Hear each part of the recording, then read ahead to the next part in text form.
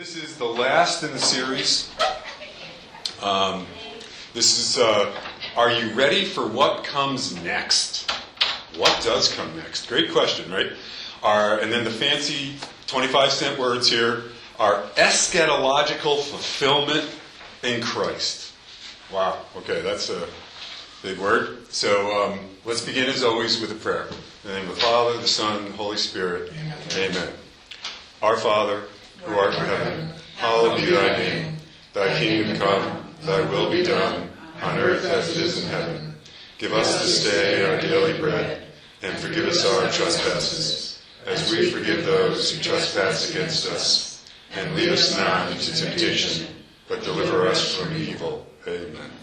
Father, Son, Holy Spirit. Amen. Yes, so, eschatological fulfillment in Christ. This used to be falling under what was called the four last things. Okay? What were the four last things? Well, death and judgment, right? I mean, death is something that is not a figment of faith, right? It's not a component of faith. That's a empirical reality, okay? And then what comes after? Well, judgment. And then you have either purgatory, hell, or heaven. Right? So those are the last four things, and given our limits of time, I'm going to focus primarily on heaven. Keep it positive, right? But, just so I don't want to cheat you guys, and also give it some perspective, I do want to do at least a cursory overview of those first three things, right? Death and judgment, purgatory, and hell. And please, this is all the topics, as we discussed before, all the topics we try to cover them because they're good, interesting, hopefully provocative topics. This is certainly one of those. Okay? So please ask any questions. You know, my goal in all of this, our goal, is to help you understand these topics a little better, and your questions are incredibly helpful in that regard. Okay. So, death and judgment. Well, of all these things, I can definitely say that death is one that people just can't object to, right? Empirically, each and every one of us, we may deny it on occasion, but we're all going to die. And that should give us a prompt, a cause for pause, and prompt us to think a little bit. But the $64,000 question, and I'm dating myself there with that one, is what happens next? What happens after that, right? And you know, if a thing makes no difference, it's really a waste of time to think about it, right? So we should begin right away with the question, why should we even talk about what happens after we die? Isn't it like, well, it just goes dark and it's over, and why even think about it? Well, the reason we should think about it, the reason regardless, right, and the difference that it makes is because what we think about the future, right, what our hope for, and I've talked about this before, what our hope for in the future impacts how we experience every day, our present moment. Okay? And if you don't understand that, if you think that, well, you know, it all ends, it's all over, it's all meaningless, but I'm going to enjoy today, you're living in a fantasy. Okay? Because that's not how we work as human beings. Right? If our future hope is so small and shallow and easily taken away, then that is going to color how we live day to day, how we experience and how we react to our everyday things. Okay? So, that means our future hope of heaven makes all the difference in the world. The Christian hope of heaven is the difference between ultimate joy, that we've talked about, and really ultimate despair. It's that simple, right? You know, if after death it all goes down the drain, you know, then we're in trouble. Or do all those loose threads that we encounter every day, all the nebulous and crazy things, do all those loose threads finally get tied together into a glorious tapestry that just kind of blows our mind? Like, wow, how did God do that? Wow. Yeah, okay. Do all the tangled paths that we wander down, and we all wander down those tangled paths, do they lead to the most amazing place that our minds can even imagine? Or do they take us into the abyss of nothingness? Is death a door to a new and greater world? Or is it lights out, game over, all goes dark? Okay? These are extremely important differences, and they affect us. Whether we're conscious of it or not, they affect us. And we are basically saturated in this world that we live in every day, 24/7. We're bombarded with a worldview that ultimately says it all goes dark. It affects us. And that's why I'm so happy that you're here, because we have to counter that with the knowledge and insights of our faith. Okay? For the Christian, it is the world beyond the world that makes all the difference in the world to this world. All right, that's a Peter Kreeft quote. Simply put, getting a better understanding of heaven should make a huge difference in our daily lives. And hopefully what we talk about today will help to do that in your life. Okay? So let's go over those first three a little quickly. First of all, judgment. Right? As Christians, we believe in two judgments. Right? We believe in what's called the particular judgment. And this is what happens immediately after we die. Right? And according to the Catechism, each person is judged according to their faith and works, and is either sent to heaven, either directly or via purgatory, which we'll talk about, or hell. Right? And the judgment is very individual, it's personal, it's Jesus reviewing our lives for us, I guess is one good way to say it. Okay? Then there's the final judgment, or the last judgment. Right? And this is a judgment that occurs at the end of time. And we're going to talk about time, because that's a very fascinating topic, and it really has impact on what we're talking about here. Where all human beings, as a collective whole, will be judged. Right? And as the Catechism states, Christ will return in glory, and every human person who has ever lived will be judged in the presence of all. So that's kind of an intimidating factor, but in the hands and mercy and love of God and the power of God, that will be a good thing. Okay? It's always good with God.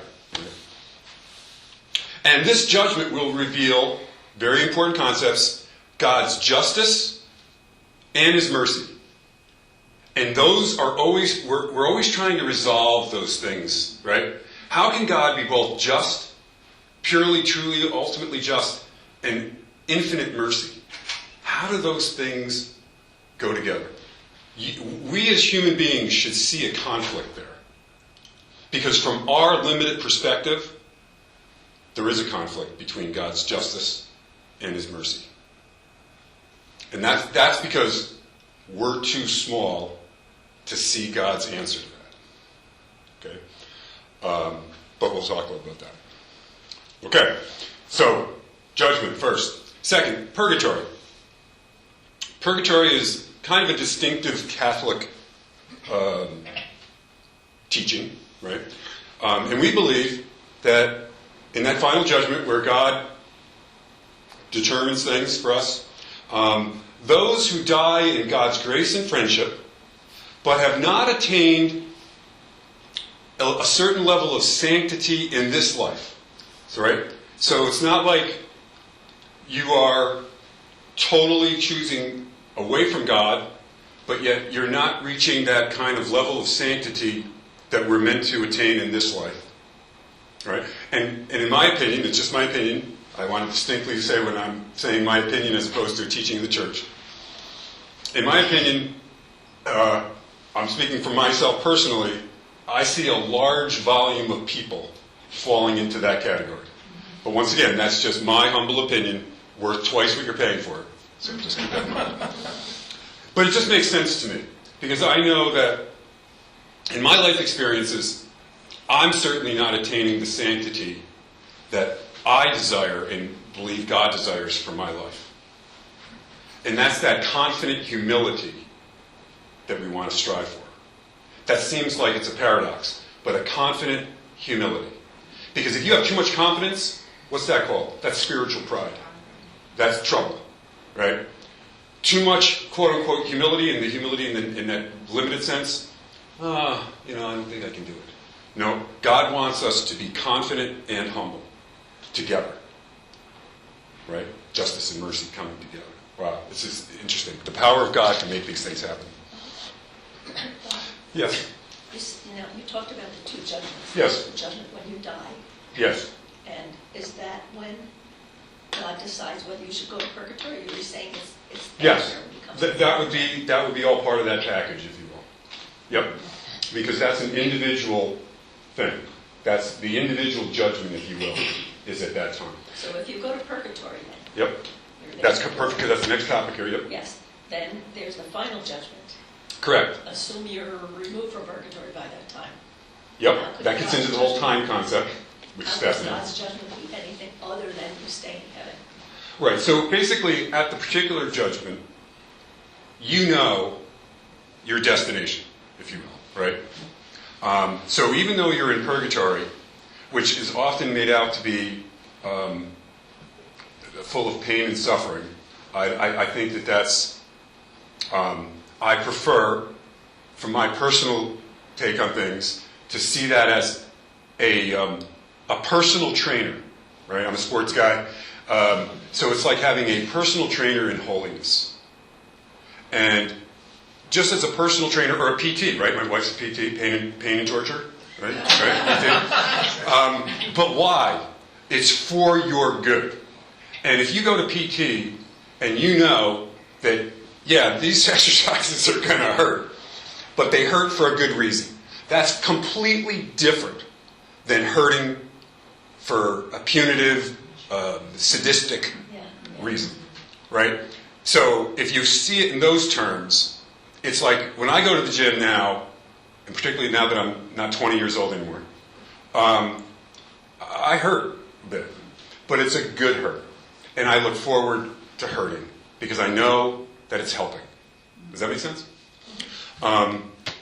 So we have, the cloud of witnesses, another concept that I want to stress.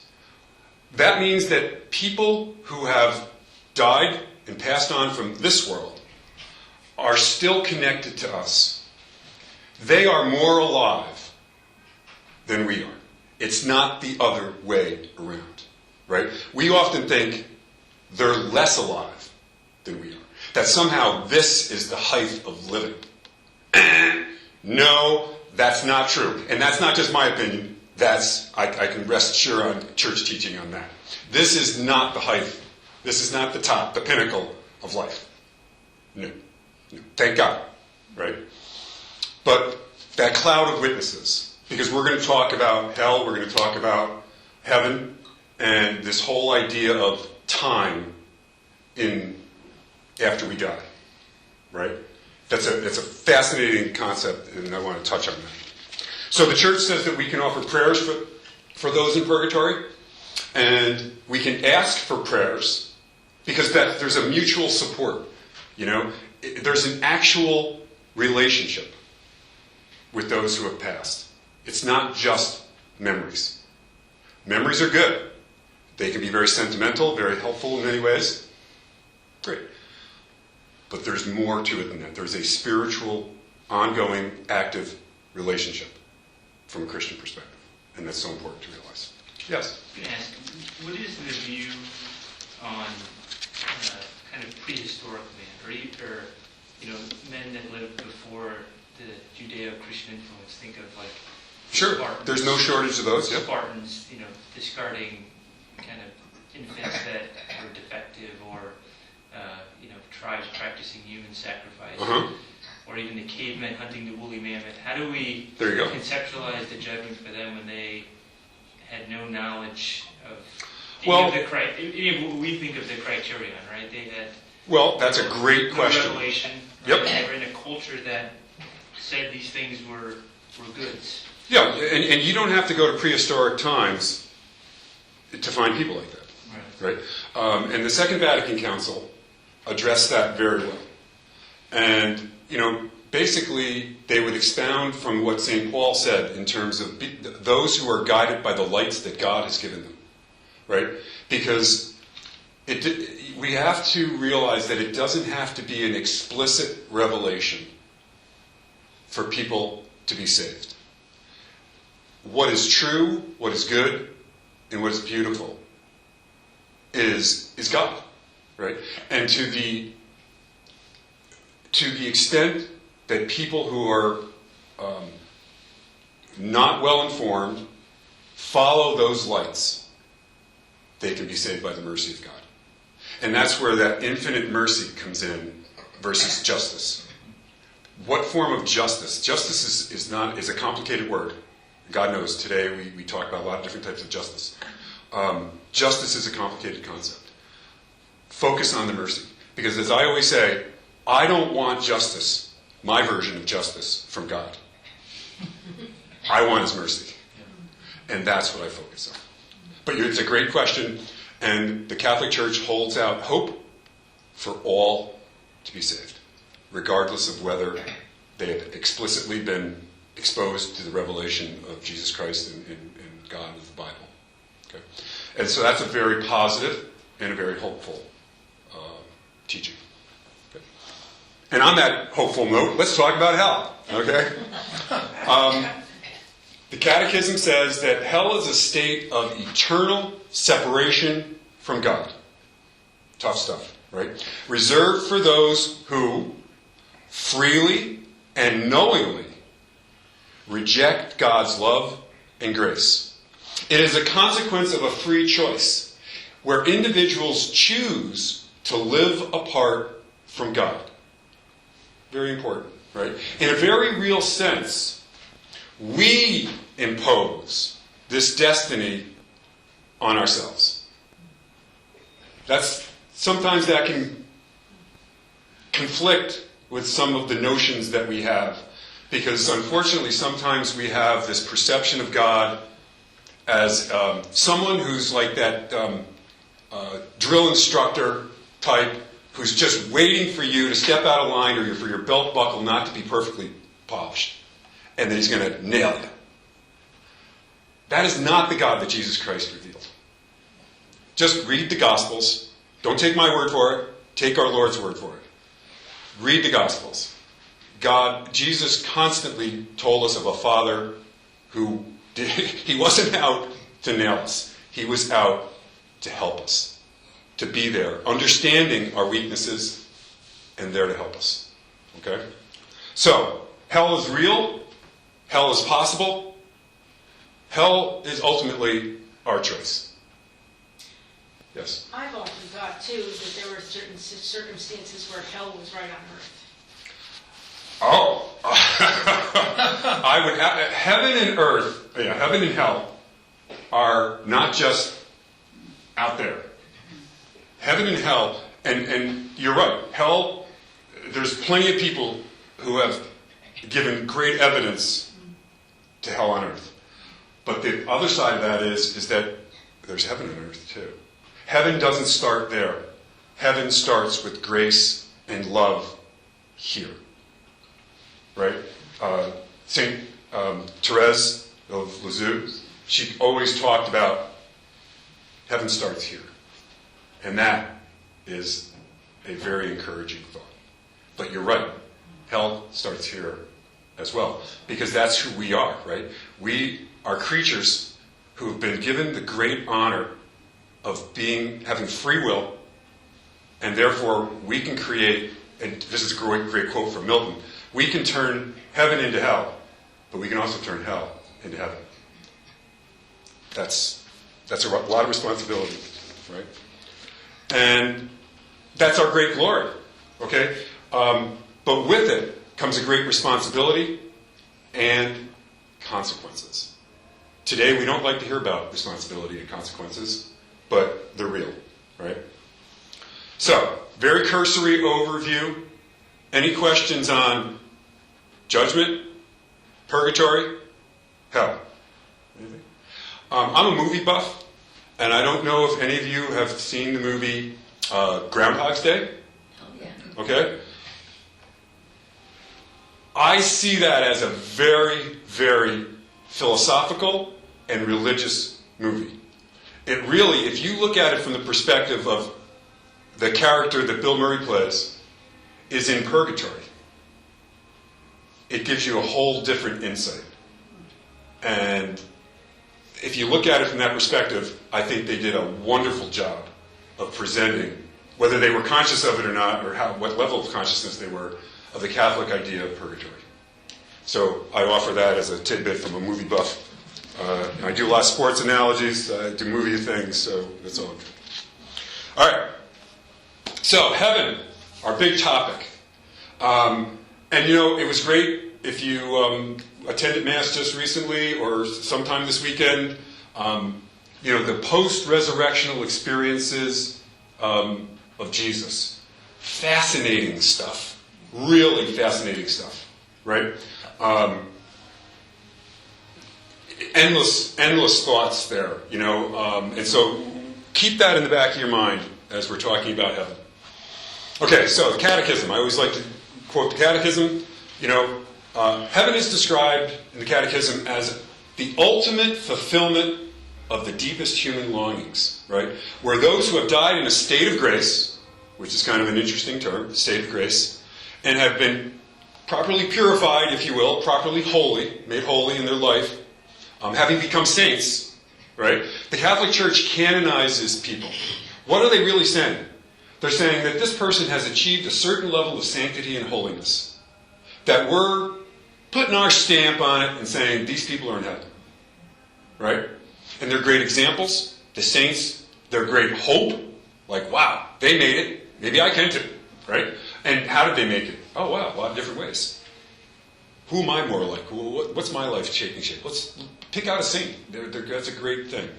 Essentially, they're role models. Role models. Good, positive role models, exactly. And in heaven, we will share in the divine nature. And I want to highlight that, right? 2 Peter 1:4. We will become partakers of the divine nature. I want you to think about that. Keep that in mind, right? The ancient fathers, the fathers of the church used to talk about God became human so that humanity can share in divinity. Right? Think about that. We will share more fully, because we already share, to your point about heaven on earth. Grace. We already share in the divine nature. But it's like drops of water to a dying of thirst person, right? It's just little bits. Keep us going. Keep us alive. That's good. Sometimes we can get a little swallow. That's even better.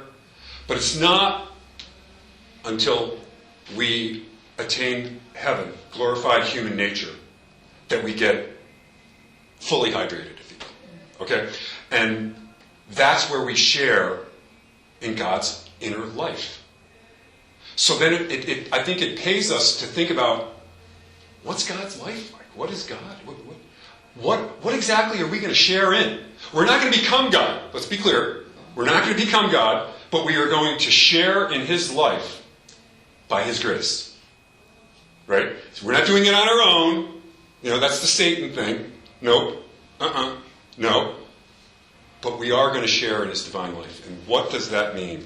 Okay? And that should stir our imaginations. I've talked about this before.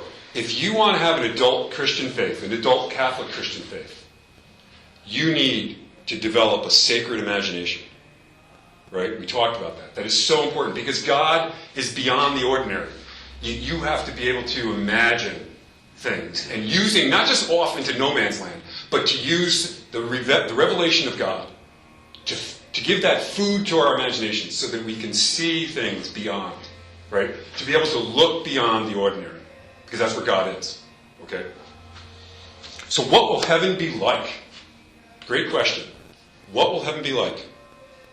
I've asked this. question to a lot of people, and done it many times. And fortunately, most people that I talk to, they believe in some sort of life after death, some sort of heaven, right? But it's interesting, none of them are in a hurry to get there. So I want you to think about that, right? There's this amazing place beyond, as the scripture says, eye is not seen, ear is not heard, the human imagination is not even conceived of the wonders. But I don't want to get there right now, right? Kind of like St. Augustine. I want to be holy, but not quite yet, right? Think about that. All right? Once again, there's a fundamental contradiction in there somewhere. Yeah. Okay. And part of that, I believe, part of it, I'm not giving you, is that we don't have the images in our imagination to stir us properly. And then we have the old images that we're given. The streets of gold, flowing with milk and honey. I don't know about you, but that doesn't really stir me right now. The pearly gates, right? So many people who either fallen away from the faith, who don't really have the faith, they throw that at me a lot. Bob, I can't do this pearly gate thing, okay? Fair enough. I'm not doing the pearly gate thing either, right? I think that we can go a little better than that. But the question is, what are some images today? Because those images stirred people at one time. But you know what? They don't stir them today. And that's fine, because why should they? They were appropriate to their time. What images are appropriate to our time? And they're out there. They're there. And I'll try to touch on them. I have friends of mine who are astrophysicists. Pretty bright guys, very interesting. Very cosmic stuff, literally. Right? And if you talk to them, they talk about things like time. And they say, very much like St. Augustine. Augustine said, it's amazing, 1,500 years ago or whatever it was. I know what time is until somebody asks me to actually define it. I've heard it explained that there is no such thing as time. There's just a period, there's a distance between two memories. That's the point I'm trying to make, and that's great, is that it's more complicated than we initially think. We think we know what time is because we're living it constantly, but it's more complicated than that. And astrophysicists are great because they prove it, that time isn't what we always think about it. Time, it's winding, you can jump, things go weird, it's just fascinating. I don't need you to know astrophysics, but what I do need you to have in your mind is that time is different than we necessarily think. And the Greeks, those ancient Greeks, they were very smart guys and women. They had two words for time, right? They had chronos, chronological, right? Time. I'm keeping my time right here. And kairos. And we know this. I sat in enough classes in my day. Some classes, like, wow, teacher fascinated me. That class went by like that. And other times, every moment seemed like an eternity. Right? Yeah. That's kairos. How do we experience it? My point is that when we die, we are still time-based creatures. But we will experience and interact with time differently. And that should be a fascinating thing. So Jesus, let's go to his post-resurrectional experiences, right? So important. In today's reading, he proved to them that he wasn't a ghost, right? He had a real body. He ate food. They were able to touch him. But somehow they didn't quite always recognize him. It was different. And I don't claim to have the perfect explanation. But I don't need to. Because the point is that it was a real body, but it was different. And theologians talk about a physically dominated body, right? Ours right here. And Jesus had a spiritually dominated body. But please realize, it's always physical and spiritual. We have a spiritual component, certainly, but our existence is dominated by our physicality. And therefore we have the limitations. When I go home, I have to walk out this door, open it, right? Go to my car, open the door, get in it, because I'm physically dominated. Jesus the locked door. He just appears, does his thing, whatever he does in that given instance, and then he's gone. But he's not a ghost. So I would suggest, and once again, this is speculative theology, which I love because it's so fascinating. So this isn't, I'm not giving you church teaching, but one way to look at it is he was interacting with time differently. He simply stepped into time and appeared. Then he stepped out of that particular time and was gone. Okay? We will experience time differently. I can't explain to you. I can't give you a definition. I can't say, here's how it's going to be, guys. But I think you can reasonably come to that we will interact with time differently. So, something like the end of time. The end of, we always hear, the general resurrection will occur at the end of time. Well, we know, once again, thanks to the astrophysicists, time had a beginning. We also know time's going to have an end. We know from faith that God is outside of time. Just think about that. We are going to share in God's life. We are going to share. So when we die, I would propose that we're not sitting there in some state waiting, right? We now step into a different realm. What that realm is, I don't know. But it's a different realm, right? And people talk about purgatory, right? How long are you going to be in purgatory? And if you say enough prayers, just because Catholics have believed things doesn't mean it was official teaching or that it was true. We haven't always gotten our individual personal opinions right and practices. And so this idea that, pay some money, get your friend, get your loved one out of purgatory sooner, I don't know, that may not be, that's not exactly church teaching specifically, right? It's not like, maybe I'll get them out a month early, or a year early. It's like they're in prison or something. Parole. Parole, for they get out early for good time, good practice. Let's not put it in those terms. Try not to impose human perspectives too much on God. God blows those out of the water. Okay? And that's like human justice. Don't impose human justice on God. Because he's better than that. He's bigger than that. His mercy is greater than that. I'm not saying that there isn't justice. I'm just saying that the concept that God applies is probably going to be different than what we think. And it's probably going to blow our minds, because that's what God does. Okay? So, once again, the imagination. To understand anything about God, we have to develop our imaginations. Okay? So, the other thing I want to point out, we are always body-soul composites. Right? We are the combination of body and soul. There's a thing called dualism. Dualism is kind of like Plato and some Eastern religions that say basically we are souls, we're spirits, kind of trapped in our bodies. Right? And we got to get rid of this body, and then we're free. That's not a Christian thought. The Christian understanding is that a human person is an absolute combination of body and soul. Now, what body? What type of body? There's a different question. This body? Nope. Not exactly this body, but a body. And our teaching is that there's a connection between this body and the next bodies. Right?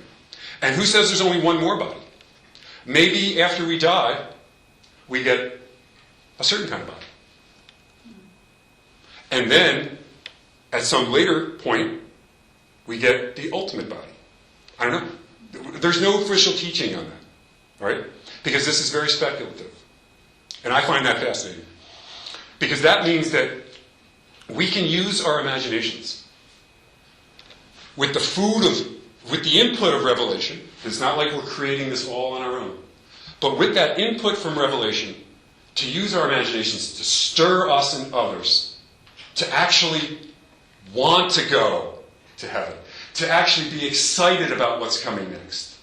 C.S. Lewis, his brother and his secretary, I guess, but the person who was always with him, the day he died, and he knew he was dying, he was excited. That's something for all of us. And because he didn't lack imagination. And he knew that he was in for the ride of his life. He knew that he was going somewhere that he really wanted to be. Right? And I'll take a second. A couple books I would recommend. One is a little less deeply theological. A Travel Guide to Heaven by Anthony DeStefano. Okay? Very good. I've given this to my mother and my mother-in-law, my wife, who are not necessarily deep theological thinkers, but yet people of faith. And this was a great help to them. Good. A book by Peter Kreeft. I'm a fan of Peter Kreeft. It's called Everything You Ever Want to Know About Heaven, but Never Dreamed of Asking. Okay? This is a little bit more substantive, if you will. But both of these books are very much worth reading. This one, it's much thinner, easier read. And if you want, I can give you that information later. But I recommend them. They're very good. And they start you thinking in these terms. And they start you thinking in positive, really enthusiastic almost ways. Okay? And that's what heaven should be. Okay? So, key point, we are body, soul, composites. Don't get into this thought that somehow, and our language doesn't help us. The soul's in purgatory. That conjures up this idea that it's a disembodied soul. But that's not what the term means. Really what they're saying, a soul is just another word in that sense for person. Right? There are people, human persons, in purgatory. They're not disembodied souls. There's no such thing from a Christian perspective as a disembodied soul. Key thing to know that. Okay?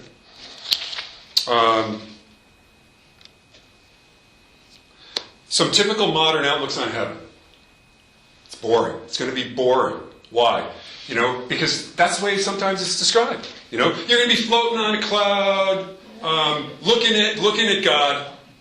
Now, if you really understood what looking at God meant, you wouldn't think of it as boring. But when you think of it as looking at God, it's like, Frank, I love you, you're a great guy, but if I had to look at you for all eternity, I'm sorry. And if you were looking at me for all eternity, that wouldn't be good for either of us. Let's be honest, okay? That isn't a good image. Talking about the images, right? That is not a good image. Okay? We can do better than that. And you have to realize what the time frame was that these images were conjured up, right? Eternal rest grant unto them, O Lord. What a great prayer. I've said it thousands of times. But rest? In our modern world, the idea of eternal rest, that doesn't get us excited.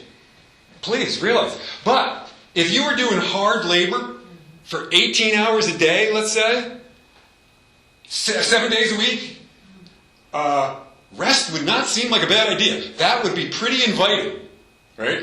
But to us, couch creatures, whatever we want to call ourselves, I don't do 18 hours of hard labor 7 days a week. Okay? I'm not smashing rocks and carrying things and killing myself with hard labor. Right? Rest does not excite me. Okay? But to think about actually being able to be given the powers that Jesus gave us examples of, to be able to go anywhere, to be at any time, to see anyone who's ever lived, to interact with them. People have a bucket list. I hope I'm not offending anyone, but bucket list bugs me, right? Because I can't come up with a bucket with all the things that I ultimately want to do. Sorry. I want to do everything, right? St. Teresa of Lisieux again, right? I want it all, right? She was a spiritual glutton. And that's a good glutton, right? She wanted it all. And I'm sorry, where do you get it all? Oh, from God, right? That's source. Not earth, not us, no. In other words, I want you, God. I want to join my life to yours because that will blow my mind. That will blow my mind. That is incredible. You know, as I get a little bit older, my body gets a little kinkier, let's just say. I've had more operations than most people. I've got many different body parts that aren't my originals, okay? I got a lot of arthritis, right? I can envision getting up in the morning and not having to go through certain exercises just so that I can move, okay? And I'm not an old guy, but my body's been through a lot. So, you know, that's a great idea, you know? Wow. To have that movement, to have that freedom of pain, to be able to go. You know, I've been in Italy a couple times in my life, very good. But to be able to just go there, to think about it, to spiritually move as opposed to physically move. What a great concept. You can go anywhere in the world just by thinking about it. That's an image. I'm just throwing out images. But you know what? Not just any in the world right now. Anywhere in the world, anytime. I'm just throwing out images. These are fascinating concepts, and there's no reason. I can't give you theological proof that it's true, but I can't give you theological proof that it's not true. Because based on Revelation, based on the experiences of Jesus' post-resurrectional experiences, why wouldn't that be possible? And remember, where's God? Oh, God's outside of time. What time is it for God? Doesn't exist, right? It's all time. Yeah. The eternal now. And we're going to share in that. So why would it become, in some way, shape, or form, our eternal now? Fascinating.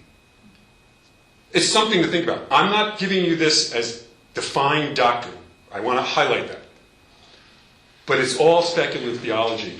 And why not speculate in ways that fascinates us and makes us anxious and excited about what's to come? Because from a Christian Catholic standpoint, the best is always yet to come. And thank God for that. Because I don't know, I've had a wonderful life. I have had a wonderful life. God has been more than wonderful and kind to me. But I know there's greater life than what I've lived. And I'm looking forward to getting there. Okay? So heaven is not boring. That is, if there's anything you get away from this talk, heaven is not boring. Don't let that impact you. Okay? Then the question is, well, where is heaven? We started off with that great question. Heaven is it's a state of being. I think that's a good way of thinking of it. Okay? It's a state of being, and we have different states of being that we can be in. Right? Right now, the church would describe us as in a fallen but redeemed state of being. That's where we are right now. Fallen and redeemed. And then we talk about a glorified state of human existence. A glorified state of being. And that's what Jesus gave us an example of in the post-resurrectional experiences. Right? That is a lot better. Okay? It's amazing when we think about that glorified state. And that is something that we should be excited about and trying to do our best to help us get there. Right? It's worth it. Right? Do individuals maintain their personality and relationship? Right? We, whether we're conscious of it or not, we are very much a lot of times influenced by more of an Eastern kind of perspective. And I'm way oversimplifying, and I apologize for that, but I'm just trying to make a point. One way of looking at the Eastern perspective is that we're like drops of water, and after we die, we get put into the ocean of being. And with that, we lose our individuality, in a sense. Okay? And if we're ultimately fulfilled, the whole talk of this is what? Our fulfillment in Christ. Well, as human beings, our fulfillment is, and I think all the social sciences will back me up on this, and archaeology backs me up on this, is deep, loving, personal relationships. Right? Doesn't that make sense? Don't all of you guys see the value of that and ultimately go for that? But if we lose our individuality, then we also lose the capacity for loving relationships. So that deeply personal, loving relationships, okay, that is maintained. And we know our individual, the people who have died, we will know them individually, we will retain our individuality, and the loving relationships that we have will so far exceed any loving relationship, even the most wonderful that you've experienced in this life. Because once again, we are not getting our life back. We are getting a transformed, glorified life that is so much better than the life we're living now. Once again, I love C.S. Lewis. C.S. Lewis said that if we saw our loved ones in heaven right now, we would get down and try to worship them as deities. What a great insight. That's where that's the future that we're looking at. That's a future worth getting excited about. Okay? Is there work in heaven or just endless leisure time? Well, what do you think? Any thoughts on that? Is it just going to be leisure time? You know, and leisure, of course, gets a bad name because leisure has a very positive dimension to it. But work gets a bad name too. What we will be doing is we will be relating to everyone and to everything. Because the world, remember, Revelation says, then he saw a new heaven and a new earth. For the first heaven and the first earth had passed away. So not only will we be glorified, but everything else, everyone else, everything on earth will be glorified too. And everything will work together, as St. Paul tells us, for good. Wow. That is just awesome. You know, we will laugh, we will eat and drink, we will tell stories, we will make crafts, we will build things, we will garden, we will care for animals. Question often comes up, will my pets be in heaven? If you want to be ultimately fulfilled, if you believe it is ultimate fulfillment, and if an animal plays that role in your life, you bet he'll be there. That animal will be there. Whatever that animal might be. Or animals, right? Absolutely. We will play. We will enjoy sports. And it won't be a perverted form of sports that sometimes we see today. We will tend and manage the earth. We will be everything that we were supposed to be. And that's just, to me, I don't know, that's all. We will collaborate, we will research, we will invent, we will read books and we will write them. We will create and perform dramas. We will compose and perform music. We will do all that human beings can do here and more. I mean, that's all, and all for the glory of God. And with His grace and power. I mean, that's just awesome. And in the Psalms, Psalm 16:11, it says, "You reveal the path of life to me. In your presence, sharing in your divine nature, right? In your presence is abundant joy. In your right hand are eternal pleasures." Wow. Pleasures that we have here, even the greatest, they end, don't they? I mean, I had a great dinner last night. I love veal parm. I had a great veal parm dinner. I was one happy guy. That happiness left me shortly after that. You know what I mean? It was good, but it didn't last. Okay? Everything good, enjoyable, refreshing, fascinating, and interesting is derived from God and is given to us by God, and we will be given that in the fullest. And that's God's promise to us. To be in God's presence is the very Get the kids. Thanks so much. Thank you. Appreciate it. is the absolute opposite of boredom. Okay? Like I said, if there's anything else. Timing here. Yeah, we got a few minutes. Okay. Who will go to heaven? That's a question a lot of people ask. All of us. There you go. You got a free pass. See you there. Yeah. The question is can we hope, and should we hope, that all people will somehow, via the mercy and power of God, be saved? Absolutely. Yes. There you go. Please realize that hell is real. Hell is possible. I'm giving you church teaching.